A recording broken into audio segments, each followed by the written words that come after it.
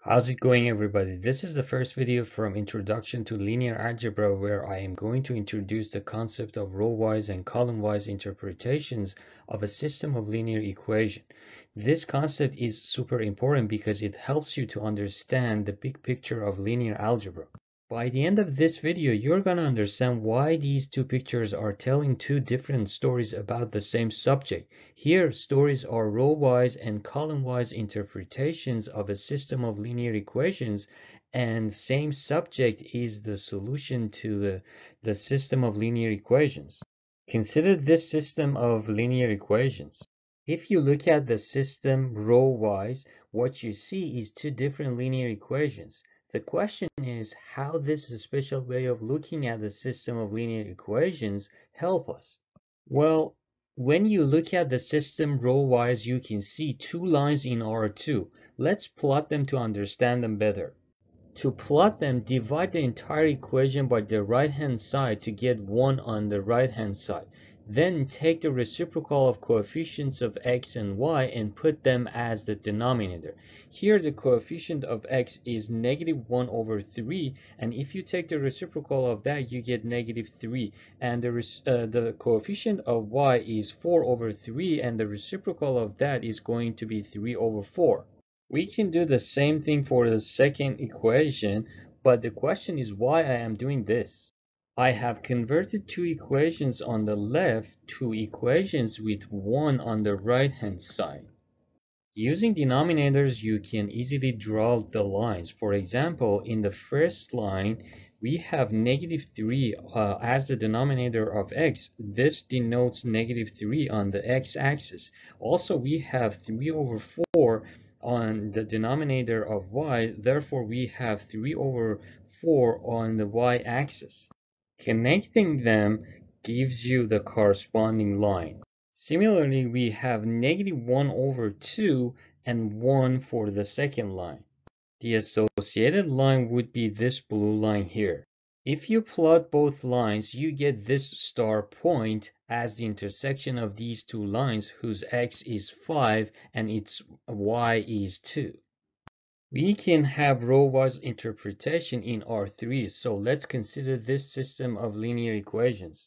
In linear algebra, we usually use x1, x2, x3 instead of x, y, z, but I'm going to use x, y, z in order to make it simpler to understand. We have the same row-wise story in R3. However, each equation becomes a hyperplane here, where I color-coded each hyperplane differently. If you do not know what a hyperplane is, please refer to my video that goes over them thoroughly. I'll put a link to that video in the description section below. These three hyperplanes have a common point, which is x equals 29, y equals 16, and z equals 3, which is the solution of the system of linear equations.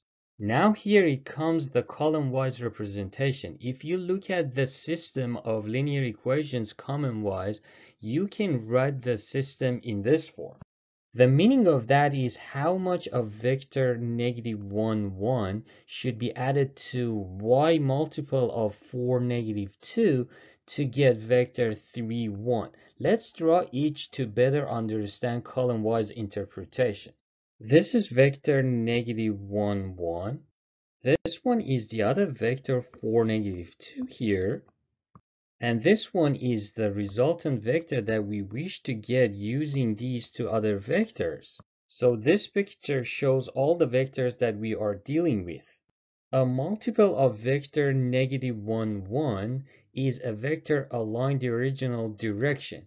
Here I am assuming x is a positive number, so when x gets multiplied to -1, 1 vector, we have another vector that points towards the same direction. Similarly, a positive multiple of vector 4, -2 is y times 4, -2, which is another vector that we are dealing with. Suppose x equals to 5, so 5 times -1, 1 is going to be this vector that we are dealing here with. Also suppose y equals to 2, so 2 times 4, -2 is a vector that is along this vector 4, -2. You can see them both in this picture. Now I have a question for you. What happens if we add these two vectors? Please pause the video and think about it. If we add these two vectors, we get this green vector, which is the right-hand side of our vector equation. So x and y determines how much of this vector and how much of this vector we want to get the right-hand side vector. That is the interpretation of x and y in the column-wise interpretation. What is the takeaway? The takeaway is that the point with x equals to 5 and y equals to 2 in row-wise interpretation is the intersection of two lines in R2. However, in column-wise interpretation, the point with x equals to 5, y equals to 2 is a coefficient for a given vector in R2. So we have x as the coefficient of this vector and y as the coefficient of this vector. As I promised at the beginning of the video, now you can understand why these two pictures are telling different stories about the same point 5, 2. With that saying, we can finish the video, and thank you for watching my videos, and I hope you've enjoyed this video. There are two things you can do to support me. You can support me by liking my videos and giving them a thumbs up. Also, you can share my videos with anyone who you think would find them useful. Finally, please make sure to subscribe to my channel to get notifications for new videos, and have a great day.